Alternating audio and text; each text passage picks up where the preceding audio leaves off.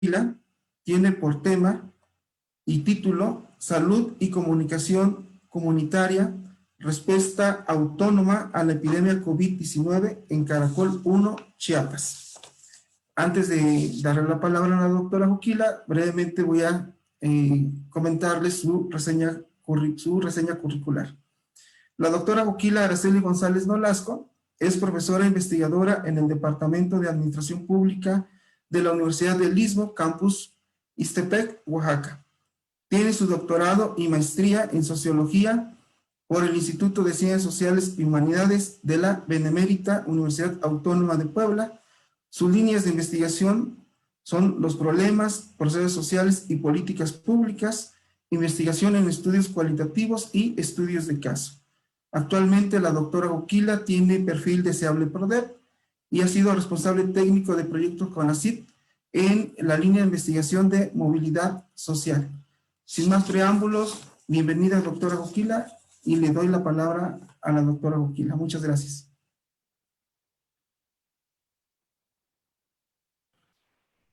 Buenas tardes, doctor Noé. Buenas tardes a todos. Muchísimas gracias por estar en esta tercera semana de las ciencias sociales. Agradezco a la Universidad de Zacatecas, especialmente a la Unidad Académica de Ciencia Política, a los profesores, maestros, alumnos que nos acompañan, tanto de la Universidad Autónoma de Zacatecas como de otras instituciones, al doctor Noé Hernández Cortés por la invitación.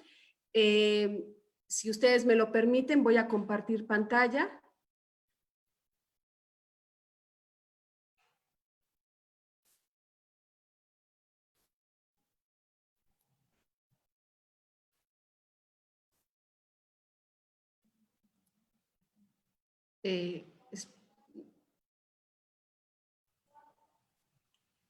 Ahora sí. Inicio. El tema que me ocupa en esta ocasión, pues es un tema por demás importante y que requiere una reflexión incluso mesurada, ¿verdad? Por supuesto, una investigación que ha requerido especialmente elementos analíticos que nos permitan tener algunos elementos explicativos.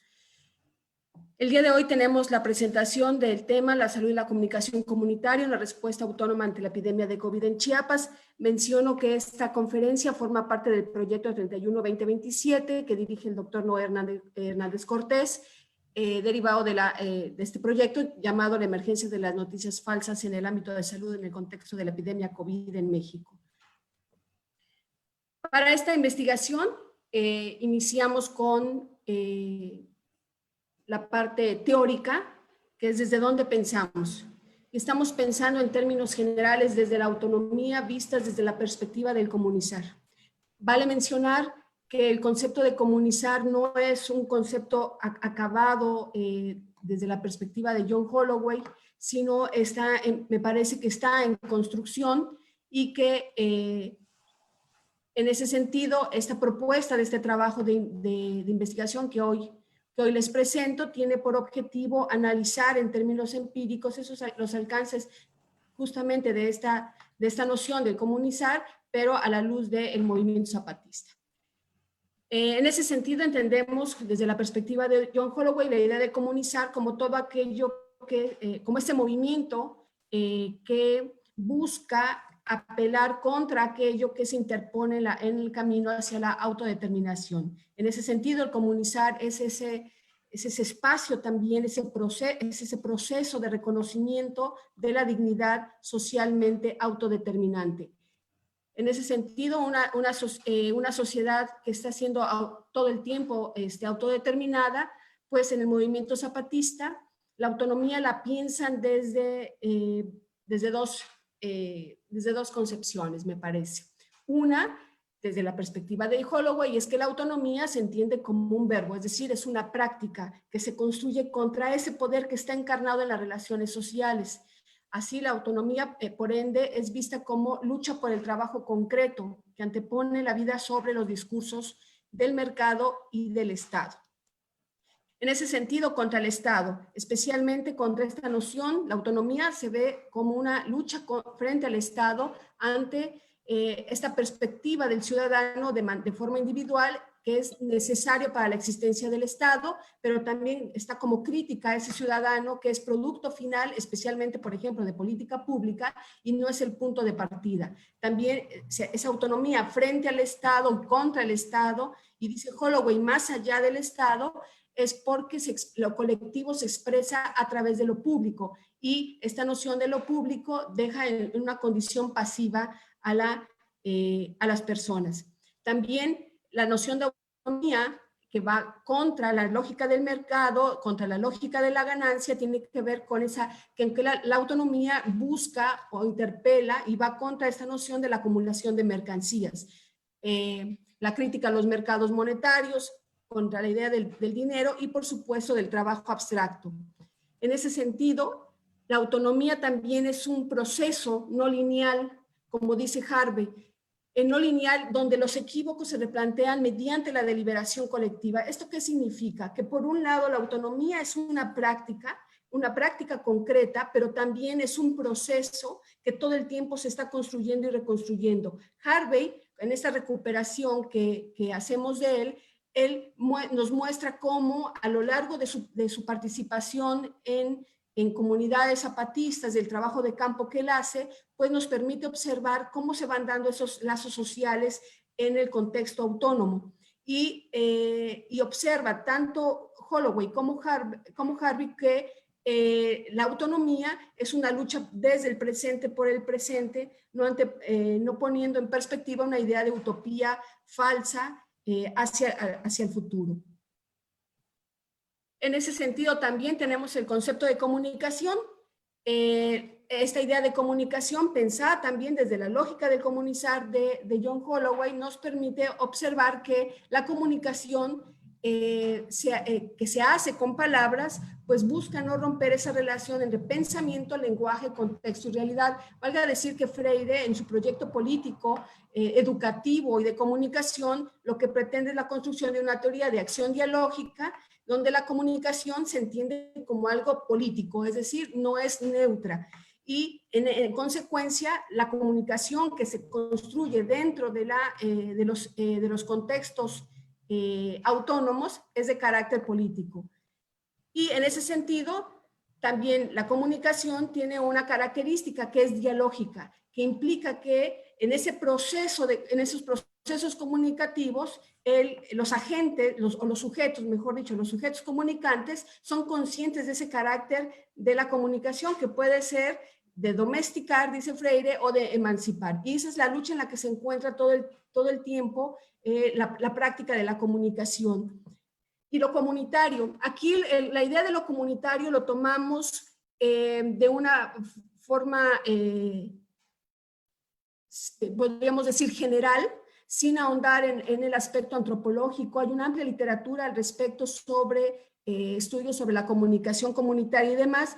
Aquí nos interesó en especial la definición de Kaplun porque alude justamente en congruencia con nuestro argumento conceptual que lo comunitario fue cobrando fuerza, es decir, tiene ya una trayectoria amplia la idea de lo comunitario, pero que va cobrando fuerza en la medida en que busca expresar otros modos en los cuales no están mediados por el Estado o por el mercado. Es decir, hay otras formas de construir sociedad, hay otras formas de construir ciudadanía o de cultura democrática, pero donde no están mediadas por el Estado y el mercado. En ese sentido, esta definición nos es útil para poder explicar desde una perspectiva mínima cómo entendemos la comunicación. Y otra característica de la comunicación comunitaria es que es eminentemente participativa, siguiendo desde la perspectiva de Freire, ¿verdad? Desde un pensamiento latinoamericano, y Kaplun, nos dice que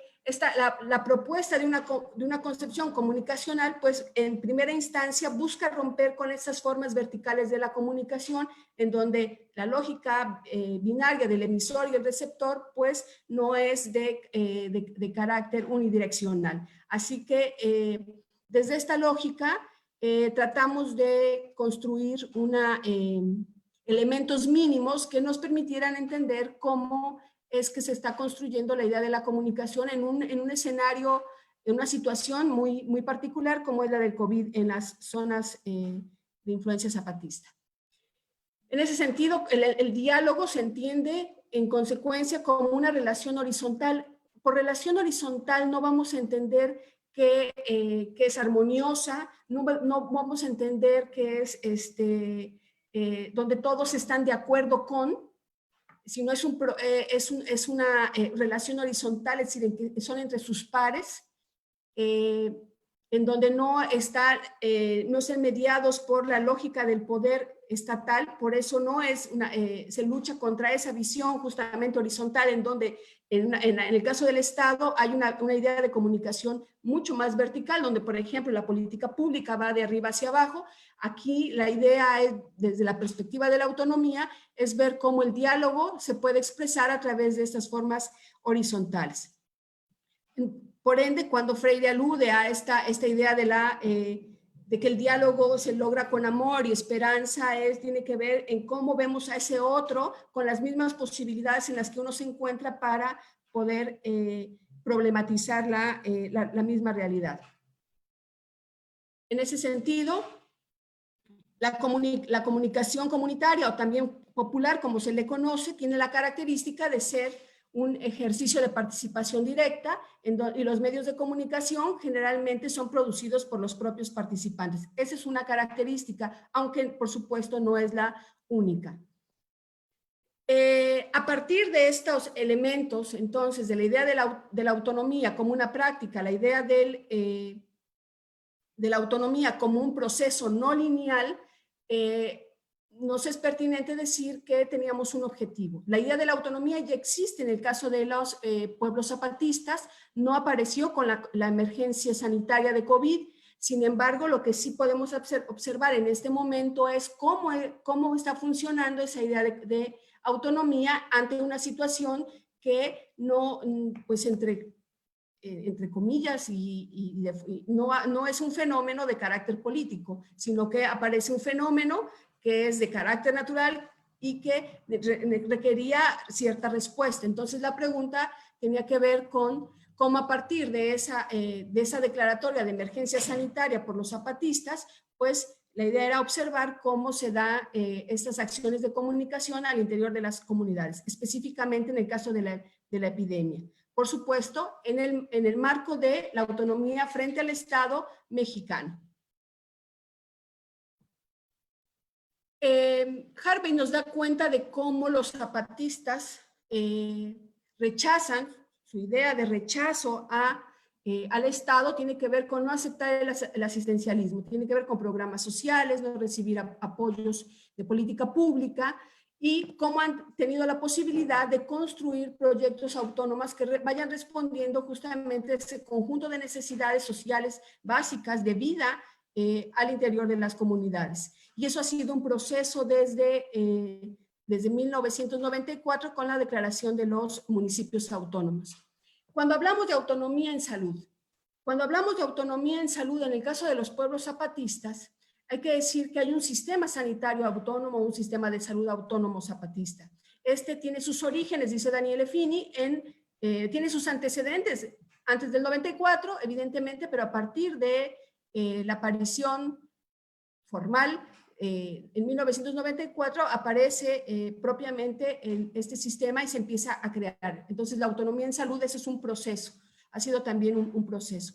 ¿Cómo entendemos este sistema de salud? Se ha creado a través de diferentes acciones de nivel tanto comunitario, municipal, regional, en las diferentes zonas de influencia zapatista. Se han creado hospitales, por ejemplo, también donde la participación activa de las bases de apoyo zapatistas ha sido fundamental. Así, Daniele Fini define al sistema sanitario autónomo como ese conjunto de sujetos, de estructuras, de prácticas y de ideas que ha sido desplegado en las comunidades zapatistas, evidentemente para mejorar tanto la salud colectiva como la atención a los enfermos. Y evidentemente este sistema autónomo de salud ha sido resultado de los trabajos básicamente de las mismas comunidades como se les llama, base de apoyo zapatista, y de los apoyos solidarios de médicos, tanto nacionales como internacionales. Desde esa perspectiva, entonces,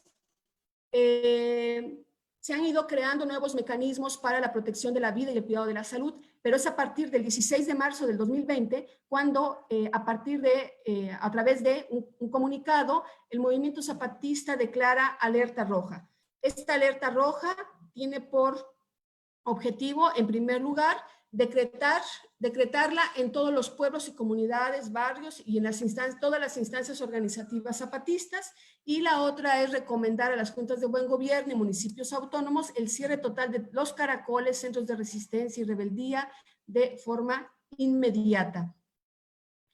Este era el escenario.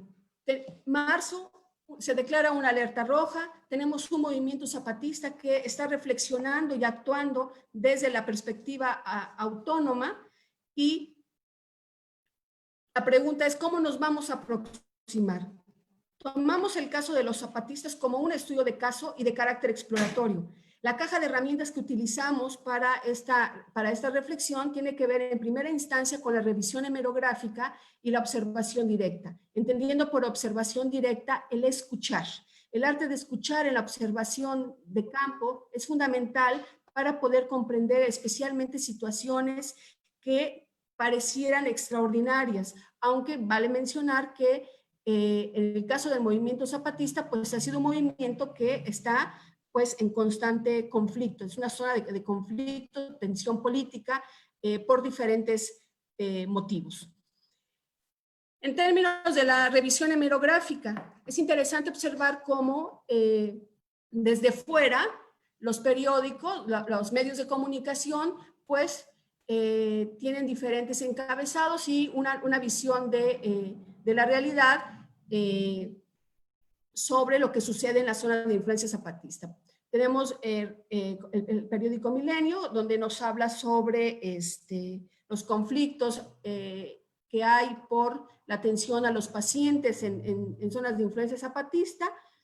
Tenemos una nota a colación de lo que decía, creo que era el lunes, el doctor Jesús Moya, sobre que parecía que no había noticias que nos dieran pues valga, buenas noticias que no fueran de la catástrofe, de lo que estaba sucediendo sobre el tema de COVID, ¿no? Que era algo que no encontramos en las fuentes hemerográficas. Aquí esta plataforma digital, pie de página, pues reconstruye una narrativa donde se habla sobre el cuidado del COVID en territorio zapatista.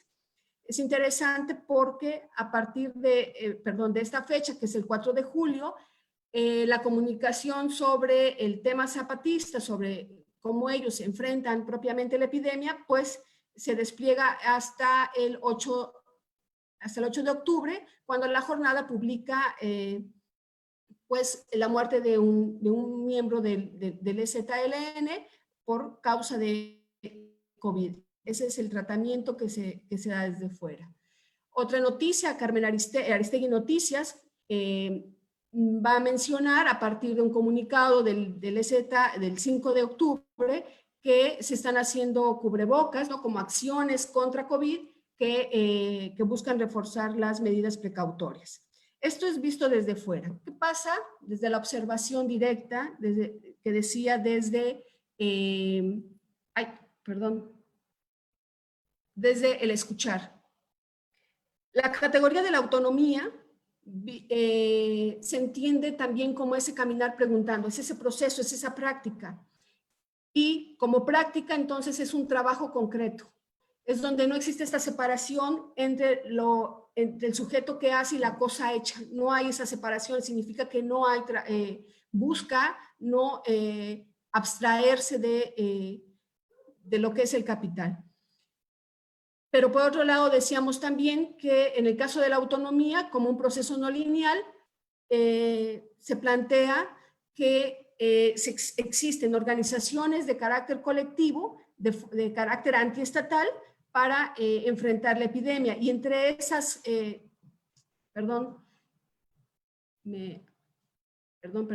ya.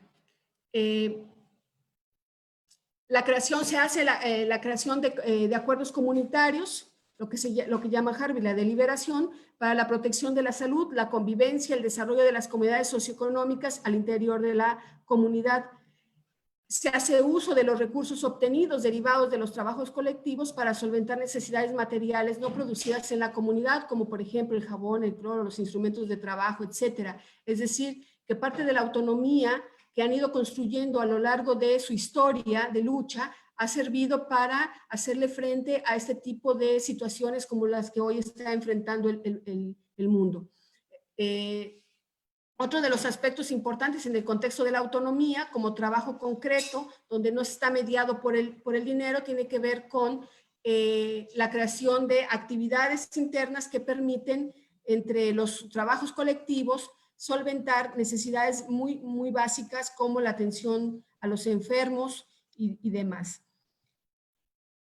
Como parte de la comunicación comunitaria, la entendíamos, decíamos, como dialógica, como formas horizontales de comunicación entre los diferentes miembros de la comunidad, y aquí lo que encontramos como procesos de aceptación del discurso científico para la atención de la epidemia, es decir, no hay un rechazo por lo que la ciencia dice sobre COVID. Hay también, sin embargo, también como parte de la autonomía y como proceso comunicativo interno, hay una recuperación de los saberes originarios para la protección de salud en atención a la epidemia. Es decir, ellos están ahora, decían algunos, en esos procesos de investigar qué plantas, qué saberes se tienen en las comunidades que podrían estar ayudando a prevenir propiamente este tipo de enfermedades. En términos empíricos, por supuesto, también esa comunicación comunitaria de carácter autónomo tenía que ver con, o tiene que ver con, informar a las comunidades sobre la epidemia por parte de tanto de autoridades como de los promotores de salud autónomos. Y asimismo, existe un discurso de la organización colectiva y en el que se plantean preguntas de qué es lo que se puede hacer, qué es lo que viene para esta vida, y bueno, la respuesta es, pues hay que estar organizados colectivamente. Es decir, que la idea de lo colectivo en la autonomía como trabajo concreto está presente ahí, aunque también, por supuesto, de forma problemática. ¿Cuáles son esas prácticas y narrativas anti-COVID? Entre ellas está, por ejemplo, la acción inmediata de hacer cubrebocas con paliacates y usarlo. Es decir, en el caso del movimiento zapatista, el paliacate ha sido un emblema de su lucha, y en esta ocasión el paliacate también ha servido para, de mecanismo de protección para la situación que hoy nos hace estar en estrés, que es el COVID. La otra tiene que ver con esas prácticas de sanitizar, limpiar los hogares. Es decir, no es que antes no se hiciera y como práctica autónoma existía, pero se reforzaron las actividades sobre sanitización, limpieza de hogares, evitar las visitas familiares. Eso es un asunto muy interesante y puede ser muy simple, como muy básico. Eso también lo estamos haciendo en las ciudades. Sin embargo, la idea de la comunidad, donde las personas, las familias viven tan cerca, donde la casa es toda la comunidad, pues no es fácil decir no voy a ver a mi mamá, no voy a ver al pariente, etcétera. Es complicado. Se suspenden todas las actividades recreativas como juegos, deportes y demás. Se suspenden actividades políticas como emite el comunicado, todas esas reuniones, asambleas, trabajos colectivos se suspenden. ¿Qué significa eso? Que pareciera que estamos en un momento extraordinario. Sin embargo, ha sido parte de ya una lucha de 26 años que, si bien no era contra COVID, ha sido permanente. Otro elemento ha sido, como práctica anti-COVID, la atención al retorno migratorio interno. Es importante decir que en las comunidades donde hay presencia de una diversidad política, no solamente miembros del movimiento zapatista, pues hubo un retorno importante con respecto de todos los trabajadores jornaleros que venían de diferentes ciudades, y esa atención al retorno migratorio fue fundamental para evitar que tuvieran pues contagios o más contagios. La otra tenía que ver con, insisto, la valoración del conocimiento científico, el reconocer y avalar que existe el virus, ¿no? Situación que también no les fue fácil identificar. Decían algunos que a lo mejor ni existía porque, pues porque no se ve, no es algo tan tangible o visible ante nuestros ojos. La existencia de noticias falsas, también existieron noticias falsas en las narrativas anti-COVID, cosas como que el ajo podría sanarlo, que permearon a partir de las redes sociales, básicamente por las redes sociales como WhatsApp, Facebook, etcétera, en donde era posible. Y la recuperación de narrativas bíblicas. Esto es muy interesante porque en las narrativas que uno podría escuchar en nuestros caminos, en las de influencia zapatista, pues son esta idea de estar prevenidos, ¿no? Entre los tiempos de Noé, pues había que estar prevenidos porque viene un diluvio, es decir, viene algo mucho más fuerte y que debemos estar preparados. Y esto no fue solamente exclusivo de las personas que son zapatistas, sino en general. Dentro de las prácticas comunitarias, como les decía, como derivado del ejercicio dialógico, aquí ustedes pueden observar ya pues un acuerdo. Ese ejercicio de deliberación que dice Harvey está expresado en una lámina en la que están 11 puntos en donde se les están avisando a las personas de las comunidades y también de las personas que vienen de fuera para que tomen las medidas y los acuerdos. Esto es muy importante, parece cosa menor. Cuando uno lee los 11 puntos, uno sabe que no nos son ajenos hoy en día. Sin embargo, observemos el término acuerdo interno de la comunidad. Esos acuerdos internos hablan justamente de que la autonomía se ha ido construyendo de forma colectiva y que para que se llegaran a esos 11 puntos escritos en esa lámina fue derivado de esas reuniones, de esos acuerdos, promotores, autoridades comunitarias, donde las propias bases de apoyo zapatistas tienen conocimiento de aquello que se publica hacia lo exterior, pero que también aplica hacia lo interior. Eso significa entonces que cuando se informe, la idea de la comunicación comunitaria no tiene que ver con el acto de informar, sino con todo aquello que está detrás. Y lo que está detrás es un proyecto político de la autonomía de construir, de trabajo concreto, que significa no esperar una ganancia para tomar acciones y medidas muy concretas que pueden ayudar a salvar la vida. Entre ellas destacan, la primera, observémosla, tiene que ver con la idea de una cuestión muy personal, incluso básica en la vida de las personas, que es el no saludarse de mano, ni de abrazo, ni de beso, ¿no? Entonces, estas narrativas son muy interesantes que uno puede observar y escuchar en las personas y que no se acotan, no se limitan hacia propiamente las personas que forman parte de un movimiento social, sino de aquellos que conviven también. Esta es la entrada para uno de los hospitales autónomos. Esta parte es la zona del hospital.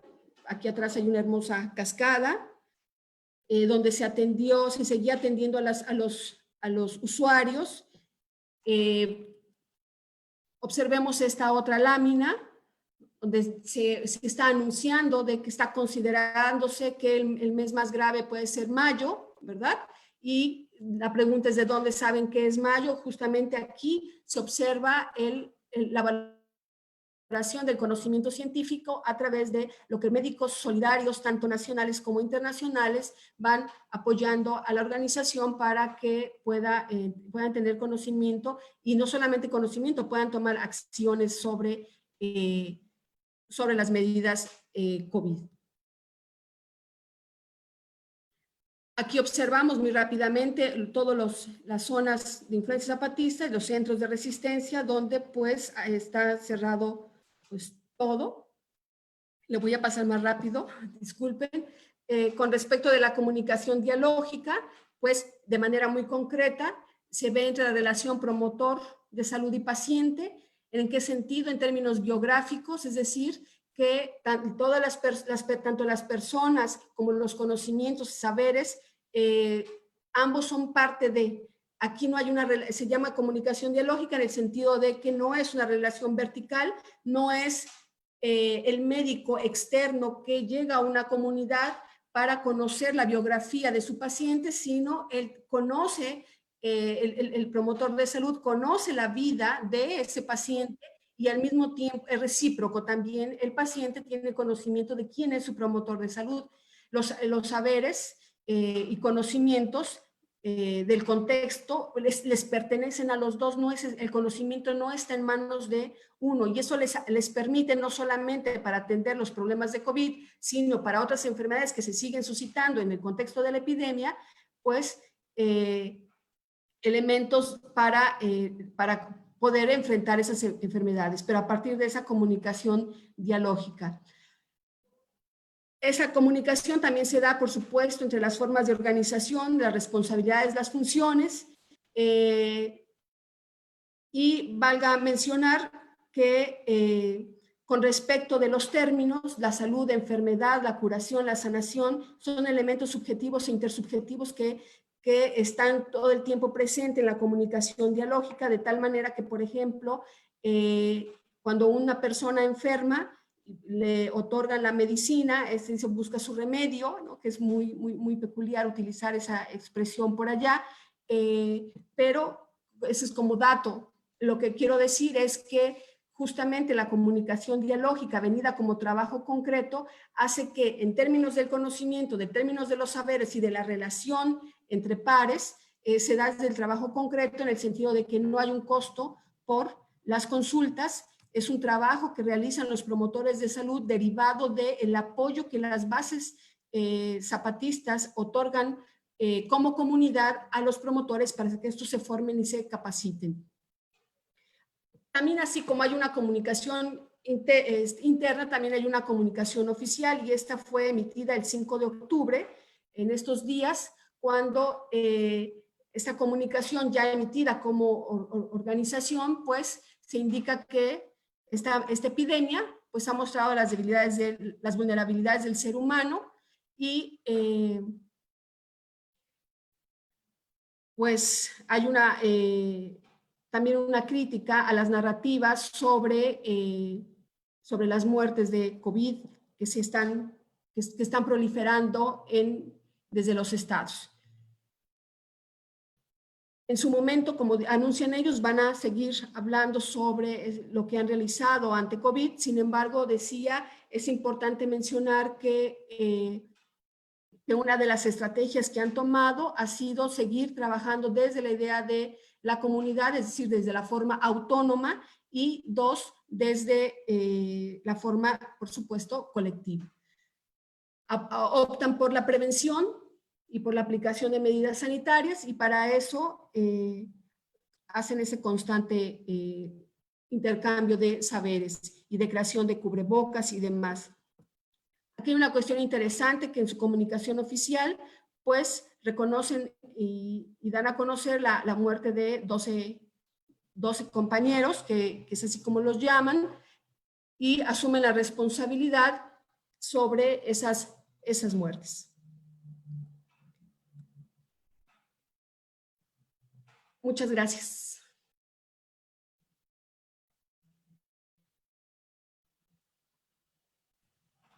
Muchas gracias, doctora Joquila. Brevemente, nada más señalar que parte de este trabajo es del proyecto, como había comentado inicialmente la doctora Joquila, y creo que también el equipo de trabajo le agradece mucho porque realizó trabajo de campo directamente en Caracol 1, esta parte zapatista, para ver también otra forma de comunicación que en ocasiones no tomamos, digamos, en los medios académicos en consideración, y es muy importante la comunicación en esta parte zapatista. Abrimos o recogemos algunas preguntas para planteárselos a la doctora Joquila.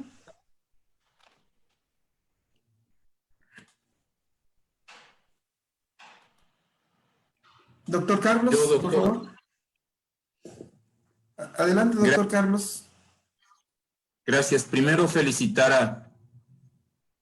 a la doctora Juquila por el conocimiento que tiene de la zona, de la región, desde su doctorado en sociología ya que ella realizó estudiando la Escuela Autónoma en la lucha zapatista, allá en el Caracol 1 de La Realidad y en el 5 de Roberto Barrios. Es una conocedora del medio, de la dinámica zapatista, bajo la asesoría en su momento de John Holloway, y qué bueno que siga trabajando temas tan interesantes como el de las autonomías, en este caso en relación con el COVID-19. Preguntarle por mi parte, ¿qué opina de esta estrategia desde el gobierno de la APS COVID? Porque uno revisa la atención, la APS, desde 1977, desde sus orígenes, la atención primaria de salud, desde Alma Ata, y uno ve que APS es lo que está aplicando efectivamente con sus características y particularidades las comunidades zapatistas.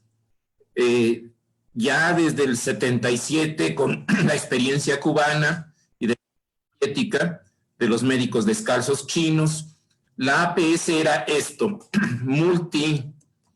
participación comunitaria como el eje, la participación comunitaria como el eje, la prevención y la multisectorialidad. Es decir, la cuestión de la prevención de la salud no es algo que dependa solamente o sea responsabilidad del sector salud, es responsabilidad de todos los sectores. Y cuando uno revisa la trayectoria de la APS, los fracasos más que los éxitos, uno ve que efectivamente la APS debe ser el corazón de las estrategias, porque es preventiva y comunitaria, es decir, es poblacional, no es individual y no es curativa. Y la estrategia que empezó a generar el gobierno de México hace 3 meses aproximadamente, a través de María Luisa Albores y de la Secretaría de Desarrollo Social, es la APS COVID, como le ha llamado. No sé si usted tenga, doctora Juquila, elementos para contrastar o para articular lo que es la estrategia APS COVID del gobierno federal que impulsa el subsecretario de Salud, en particular con la Secretaría de Desarrollo Social a nivel federal, en cuanto a componentes que tienen en común lo que se está haciendo ahí en el lugar en el que usted estuvo, bueno, en el que está usted trabajando, esto de respuesta autónoma a la epidemia de COVID-19 en Caracol 1, Chiapas, porque yo veo muchas cosas que se articulan, pues, y que han dado resultado, por supuesto, en la realidad, pero también en otros ámbitos de Oaxaca, de Chiapas, donde se ha aplicado esta estrategia de APS, de atención primaria de salud COVID, porque la mortalidad, los casos que se presentan, la letalidad en cuanto a la transmisión han sido mucho menores donde se aplica esta estrategia, no solo en la zona zapatista, la autónoma zapatista, sino en muchos otros ámbitos del medio rural, sobre todo en Oaxaca y Chiapas, ¿no? Si nos pudiera platicar estos componentes en común que tienen, con, claro, por supuesto, la ventaja de desarrollarlo desde las comunidades zapatistas, en términos de la autonomía, de la intensa participación colectiva. Muchos de los elementos responden pues con lo que está ya impulsando el gobierno federal de APS COVID. Gracias, doctora Juquila, y muchas felicidades. Me gustó mucho su ponencia. Felicidades. Si gusta, doctora Juquila, le damos respuesta a las reflexiones y preguntas del doctor Carlos, y después tiene otra pregunta del maestro Vladimir. Entonces, le cedo la palabra, doctora Juquila. Muchas gracias, doctor Noé. Muchas gracias, doctor Carlos. Muy interesante e importante su pregunta. Me parece que la APS ha sido fundamental y es básica, que no solamente y no solamente en México, ¿no? Por ejemplo, Cuba es un caso, para usar el lenguaje neoliberal, ¿no? Un caso de éxito, en el sentido de que el médico, ¿verdad? Tiene la responsabilidad de ir al contexto del paciente, ¿no? Tiene el conocimiento de esa realidad socioeconómica, cultural, donde puede no solamente imponer un conocimiento a través de una prescripción médica, sino que es parte de. Ese, digamos que el caso más exitoso, decíamos el caso cubano en el contexto latinoamericano. En el contexto mexicano, ya actualmente para la APS se han creado nuevos modelos desde salud pública, y esto ha sido muy interesante, que justamente vienen de la perspectiva de la teoría de la acción dialógica de Freire. Es cómo creamos comunicación dialógica desde la APS, desde la atención primaria en salud, ¿verdad? En donde el paciente no llega a las comunidades e impone su conocimiento, ¿verdad? Todo un conocimiento científico sobre pues la cosmovisión de aquellos que habitan, pero es necesario decir que no ha tenido el éxito que quizás debiese tener, ¿verdad? En el sentido de que muchas de las veces ese médico pues requiere de tiempo para estar en la comunidad. Un dato empírico. A mí me gusta pensar el zapatismo en términos de lo concreto. El capitalismo no está allá, está aquí, ¿no? Entonces, trato de omitir un poco por ahí el tema del capitalismo, ¿no? Porque no sea importante. Estamos en el contexto del capitalismo y la lucha es contra, pero también desde el capitalismo, dice Holloway, ¿no? Entonces, la realidad es que es capitalista, pero lo menciono porque en el contexto, por ejemplo, de comunidades autónomas, tenemos hospitales en donde una de las sugerencias, por ejemplo, hace algunos años escuchaba de un médico a su paciente era que pues tenía anemia y necesitaba comer carne, comer variado, frutas, ¿no? Entonces, evidentemente hay un discurso ahí, ¿no? que visto desde fuera, ¿no? Sería digamos que lo correcto y lo aceptable, pero no en ese contexto. O sea, no en esos contextos en donde no hay conocimiento, es decir, no hay trabajo social por parte de los responsables de la salud. ¿Qué significa eso? Crear un proyecto, y un gobierno tendría que diseñar políticas públicas en esa lógica.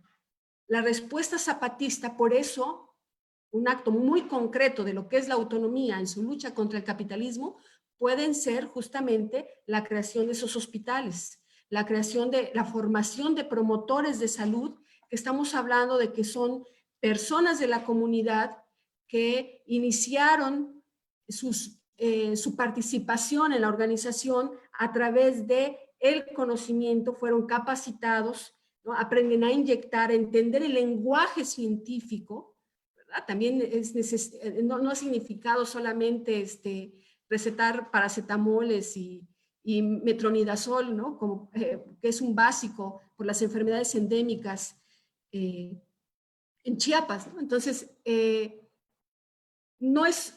me parece que tiene que ver con la producción de esos conocimientos, pero esa apropiación de esos conocimientos científicos que dotan de sentido a una comunidad cuando se requiere ante una situación que tiene que ver por cómo salvar la vida, ¿no? Cuando ellos en su discurso autonómico hablan sobre somos una lucha por la vida, pues digamos que como discurso mediático, ¿no? Para hacia afuera, para poder hacerse partícipes e incluir otras formas de lucha, pues es inspirador y uno puede quedarse en esa narrativa romántica. Lo concreto implica tener que formarse como promotores, estudiar, y los promotores, por ejemplo, en estos tiempos, pues seguramente han tenido mucho más trabajo del normal, como también, por supuesto, los médicos de los gobiernos. En ese sentido, me parece que es muy básico que la atención primaria de salud siga presente, pero debe incluir otros elementos también, ¿no? Es decir,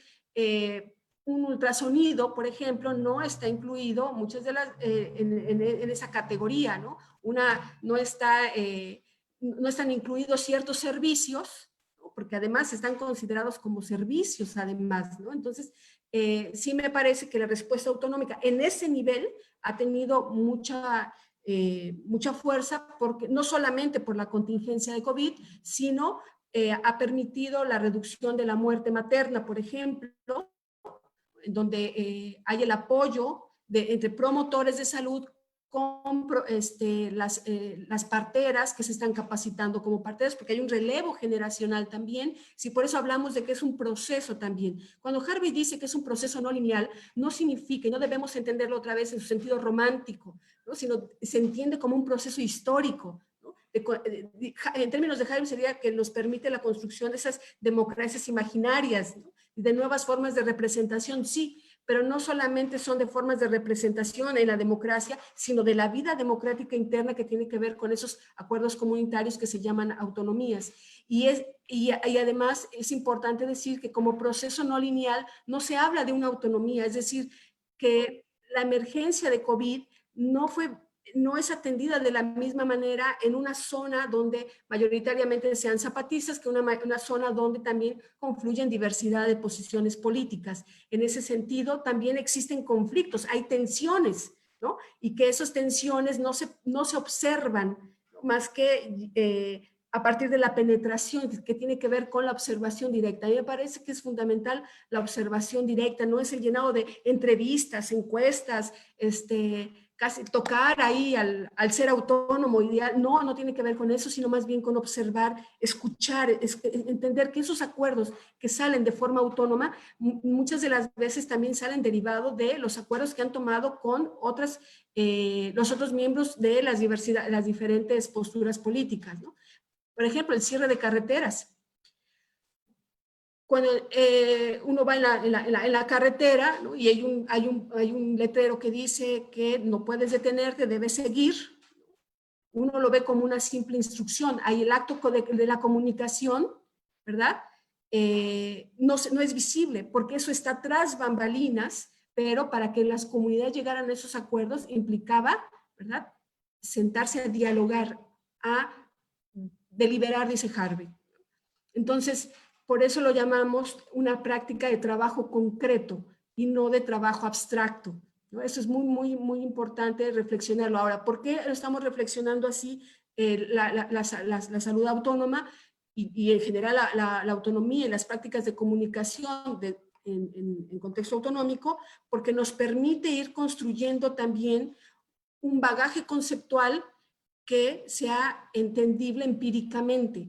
Es decir, como el concepto del comunizar, la idea de formas más horizontales en las relaciones, que no niegan el conflicto, pero que nos permiten pensar desde la posibilidad. Es decir, pareciera es una narrativa distinta con respecto de la producción científica, sin embargo, lo que se está buscando en esencia es ir construyendo nuevas formas de lo que quizás algunos llaman teorías del cambio social, ¿no? O sea, cuando pensamos la transformación, tenemos que pensarla desde la transformación misma, ¿no? Entonces, no pensarla desde la dominación, ¿no?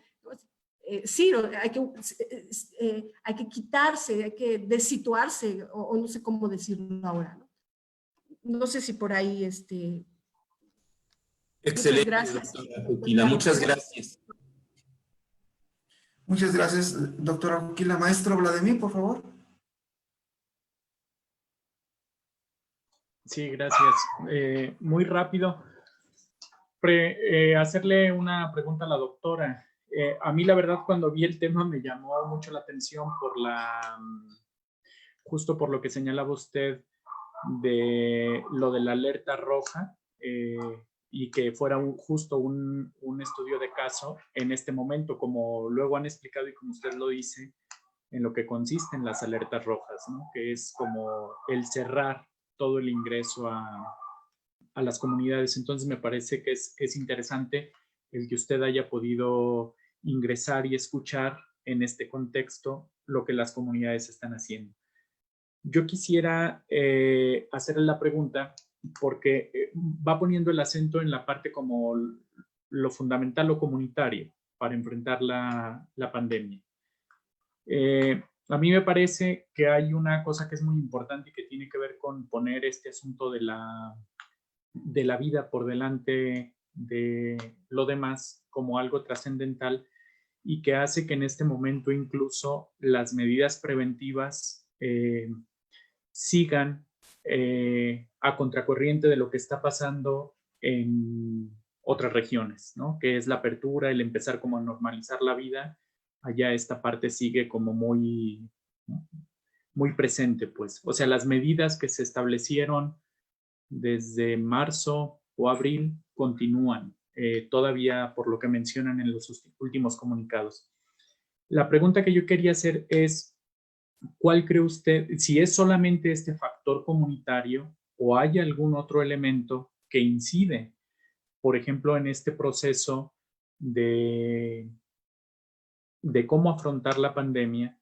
Lo comento porque procesos comunitarios, autonómicos, y que reserva de revisar los datos con mayor claridad, no sé qué, o sea, comparando cuál es el resultado, por ejemplo, en cómo se ha enfrentado la pandemia, ¿no?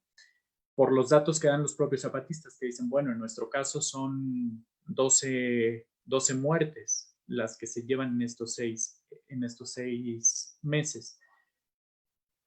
Eso pues, o sea, saber si hay, desde su óptica, desde su perspectiva, si es solo lo comunitario o hay otros elementos que ahí influyen en la manera de cómo afrontar este asunto de la pandemia. Gracias, maestro Vladimir.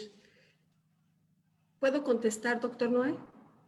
Sí, por favor, adelante, doctora Joquila. Muchas gracias, maestro Gracias, doctor. Vladimir. Gracias, doctor Noé. Interesante la pregunta. Sí quisiera mencionar que tenemos otras formas autonómicas como el caso de Cherán, ¿no? Que también han creado diferentes estrategias donde hay pues una manera distinta de ver la autonomía. En el caso de la región de Chiapas, me parece que la idea de lo colectivo, del trabajo colectivo, es el fundamental. Es decir, el trabajo colectivo de las personas en la comunidad es esencial para poder enfrentar la epidemia. Por supuesto que no es suficiente, ¿verdad? Ejemplos, hay un conjunto de necesidades materiales básicas, como el jabón, que no es producido en las comunidades, una lima para afilar machete, ¿no? Pero ¿cuánto se puede gastar una lima? Una lima se gasta, cuando se usa el machete sí se gasta, ¿verdad? Significa, lo que quiero decir es que hay un conjunto de necesidades materiales que requieren de acciones concretas y ellos tienen claro que de forma individual no es la alternativa. Por supuesto, algunos, no solamente zapatistas, las comunidades indígenas, muchas de ellas reciben también apoyos con las remesas, ¿no? Sin embargo, ese es un factor externo, pero esa idea del factor externo, del ingreso, es una noción, es un factor exógeno, es decir, como acción autonómica, es el trabajo colectivo. Definitivamente me parece que esa es, por supuesto, el apoyo de organizaciones, de gente que en lo individual, solidarios. Ahorita, para el caso que nos compete, el caso de salud, ha sido fundamental. Entonces, por ejemplo, cómo ellos aprendieron la gente, cómo aprendió a lavarse las manos, ¿no? Que el así, y que el cuch en las manitas, ¿no?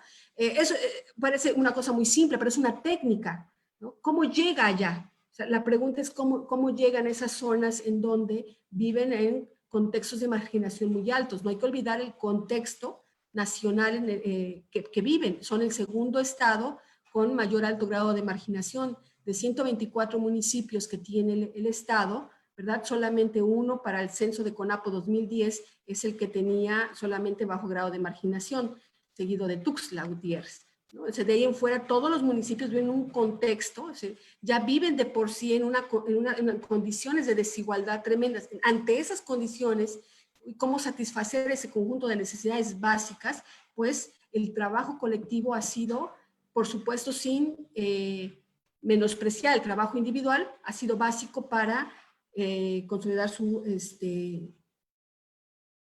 vida, ¿no? Y por supuesto también su propia lucha, ¿no? Entonces tiene que ver con su relación con la tierra, ¿no? Cuando hablamos del trabajo colectivo también tiene que ver con su relación con la tierra. Si la autonomía no está separada de su relación con la tierra, tiene que ver con la producción de los granos. En general una familia necesita unos por lo menos 30 sontes de maíz para que a lo largo del año pueda tener por lo menos tortillas, ¿no? El alimento básico en las comunidades. Entonces estamos hablando de que necesitan otros mecanismos. Por eso los trabajos colectivos, como crianza de animales, que no es solamente por COVID, eso ya tiene 26 años haciendo eso. Ahorita que no se podía salir, ¿no? ¿Cómo le hacían frente? Entonces tenía que ver con lo que han podido hacer o tener a partir de esos trabajos colectivos. Por eso hablar del zapatismo en su forma autónoma como un tipo ideal de lo que es la lucha contra el capital, hay que entenderla también las contradicciones. No están separados del mercado, pero en sus prácticas buscan, ¿no?, donde el mercado no sea el que controle las vidas, ¿no? Por eso desde el comunizar es que está encarnado en las relaciones sociales estos dos elementos que son el Estado y el mercado. Entonces, ¿cómo nos zafamos de eso? Bueno, a través de esas prácticas. Ese es con riesgos, por supuesto, ¿no? Con equívocos, como dice Harvey, me gusta mucho eso, ¿no? Con equívocos, y eso es muy, muy importante. Y lo menciono porque, además, dicho sea de paso, Holloway también se forma en la ciencia política y Holloway va por una corriente, algunos dicen más filosófica, ¿no? Pero Harvey viene de la ciencia política y hace una reflexión histórica del movimiento y permitir observando justamente empíricamente esos elementos de cómo se va construyendo la autonomía. Entonces, cuando se hizo ese, a lo mejor mal hecho ejercicio de unir las dos ideas, pues es para hacer un ejercicio valorativo de los términos y también de la evidencia empírica. Perdón, ya me pasé, creo. Disculpe, doctor Noé. Creo que vamos a terminar a las 11 de la noche. Una disculpa. No, doctora Ukira, al contrario, siempre es muy grato escucharla y que nos traiga las noticias de su trabajo de campo, siempre es muy valioso y en la comunidad académica creo que es muy significativo para nosotros su participación. Pues yo creo que con esto cerramos la conferencia de la doctora Ukira. Un aplauso para la doctora y además el agradecimiento público por toda la contribución que está realizando al proyecto de investigación. Es la autora